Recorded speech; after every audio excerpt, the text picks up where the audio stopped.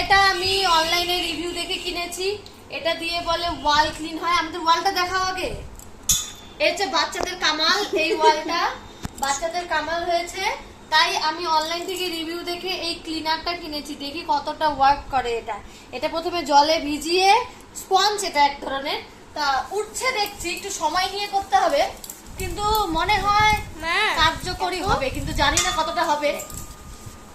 মানে আর একটু জলে ভেজাতে হবে, জলে ভিজিয়ে ভিজিয়ে অল্প করে না, উঠছে, অনেকটাই উঠছে। এগুলো সব মোম রং, নেল পালিশ আর লিপস্টিক।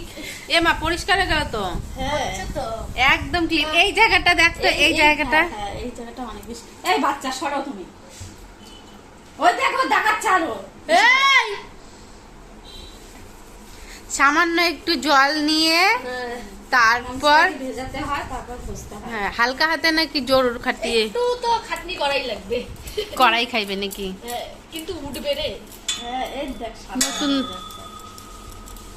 বেশি যদি কষ্ট হয় তাহলে আর অত কষ্ট হ্যাঁ, তাও তো ওয়ালটা তো পরিষ্কার হবে, কষ্ট হলেও ওয়াল পরিষ্কার হবে গাইস।